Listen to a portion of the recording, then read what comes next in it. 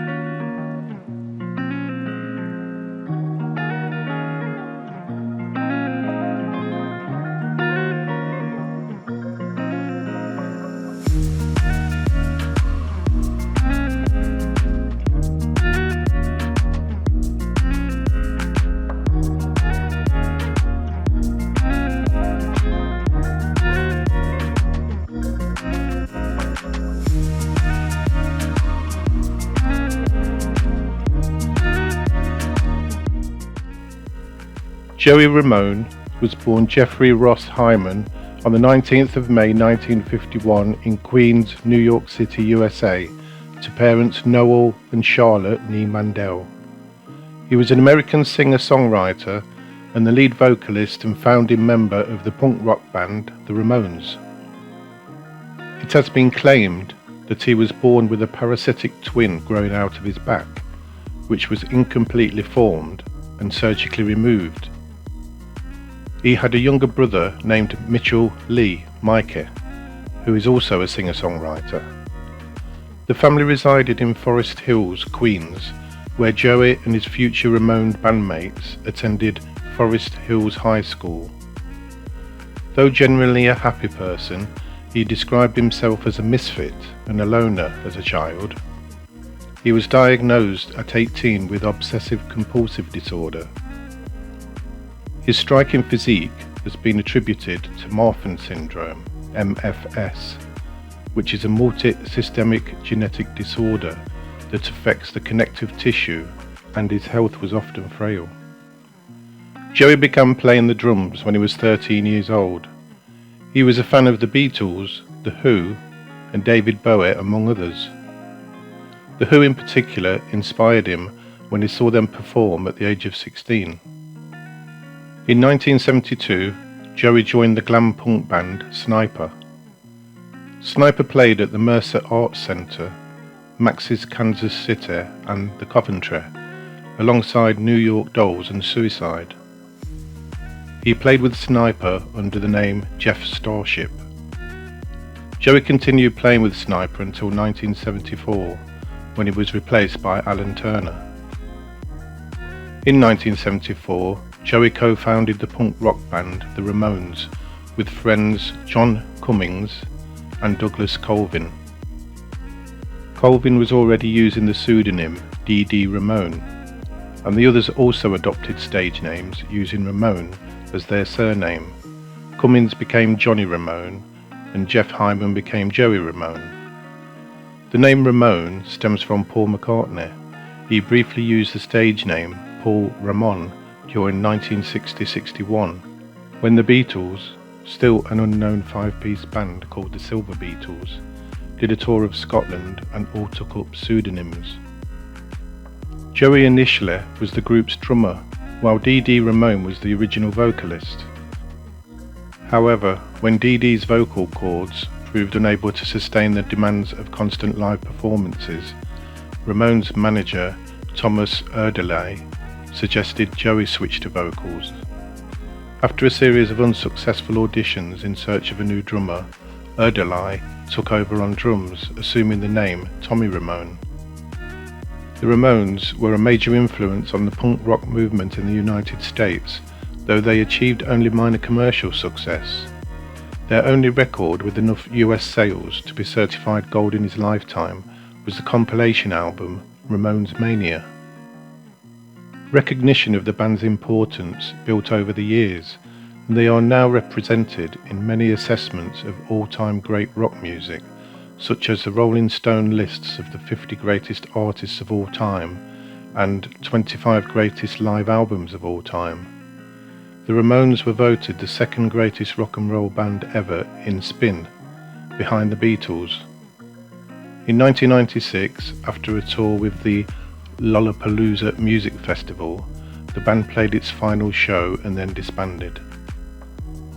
One of Joey's earliest side projects was with a band called The Seclusions in 1983. He sang vocals alongside his brother Mikey on a cover of the song Nothing Can Change the Shape of Things to Come from the album Isolation for Creation. In 1985, Joey joined Stephen Van Zant's music industry activist group Artists Against Apartheid, which campaigned against the Sun City Resort in South Africa. Joey and 49 other artists, including Bob Dylan, Bruce Springsteen, Keith Richards, Lou Reed, and Run DMC, collaborated on the song Sun City, in which they pledged they would never perform at the resort. In 1994, Joey appeared on the band Helen Love's album Love and Glitter, Hot Days and Music, singing the track Punk Boy. Helen Love returned the favour, singing on his song Mr. Punchy. In October 1996, Joey headlined the Rock the Reservation alternative rock festival in Tuba City, Arizona. Joey Ramone and the Resistance debuted Joey's interpretation of Louis Armstrong's Wonderful World live, as well as his choice of Ramones classics and some of his favourite songs, such as the Dave Clark Fives, Any Way You Want It, The Who's The Kids Are Alright, and The Stooges' No Fun. Joey co-wrote and recorded the song Meatball Sandwich with Youth Gone Mad. For a short time before his death, he took the role of manager and producer for the punk rock band The Independents. His last recording as a vocalist was backup vocals on the album One Nation Under by punk band Black Fire. He appeared on 2 tracks, What Do You See and Lying to Myself. Joey produced the Ronnie Spector EP She Talks to Rainbows in 1999. The title track was previously on the Ramones' final studio album, Adios Amigos. In his personal life, in the late 1970s, Joey began dating Linda Ramone. They had first met at CBGB in 1976, before meeting again a few years later in Los Angeles. The couple began dating, and Linda would often travel with the Ramones when they were on tour. They got engaged a couple of years later. It is reported that Joey and Linda had an argument about the engagement ring he bought her, and this fight is said to be the inspiration for the Ramones song Merry Christmas, I Don't Want to Fight Tonight, 1989. They eventually split up after Linda began a relationship with Joey's bandmate Johnny Ramone. In 1995, Joey was diagnosed with lymphoma. He kept his condition private until it was revealed on the 19th of March 2001 that he was battling the disease. In December 2000, he had a fall that broke his hip and was hospitalized. His condition deteriorated after the fall. He died of the illness at New York Presbyterian Hospital on the 15th of April 2001, aged 49. He was reportedly listening to the song In a Little While by U2 when he died. In an interview in 2014 for Radio 538, U2 lead singer Bono stated that Joey Ramone's family had told him this. Later, Joey's friend Andy Chernoff of The Dictators also confirmed it. Joey's funeral was attended by former bandmates Tommy, Richie and CJ Ramone, along with Debbie Harry and Christine of Blondie and Joan Jett. His solo album, Don't Worry About Me, was released posthumously in 2002 and features the single What a Wonderful World. MTV News said, with his trademark rose-coloured shades, black leather jacket, shoulder-length hair, ripped jeans, and alternately snarling and crooning vocals, Joey was the iconic godfather of punk.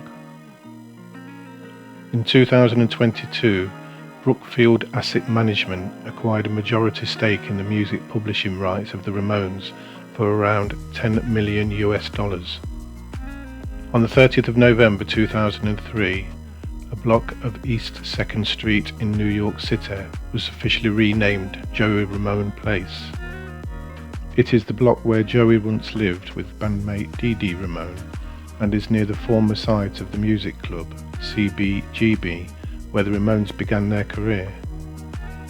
Joey's birthday is celebrated annually during the Joey Ramone Birthday Bash, hosted in New York City by his brother and until 2007 his mother Charlotte. In September 2010, the Associated Press reported that the Joey Ramone Place road sign was New York City's most stolen sign. Later the sign was moved to 20 feet above ground level. The Ramones were named as inductees to the Rock and Roll Hall of Fame as part of the class of 2002. After several years in development, Joey's second posthumous album, Ya No, was released on the 22nd of May 2012. Joey Ramone was portrayed by Joel David Moore as a supporting character in the 2013 biographical film CBGB. Joey appeared on 16 albums with the Ramones between 1976 and 1995, and 2 solo albums as previously mentioned. Let's see where his grave is located.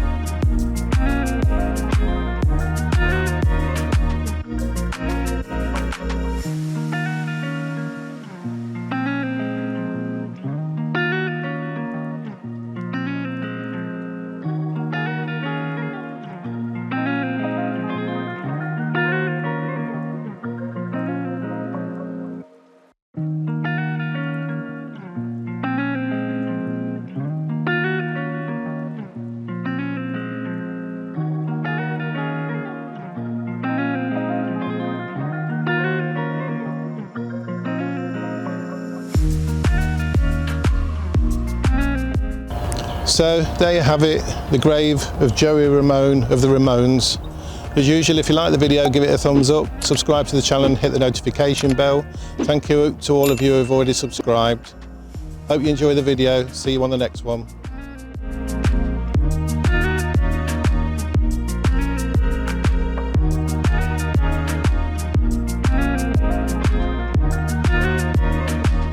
Rest in peace, Joey Ramone.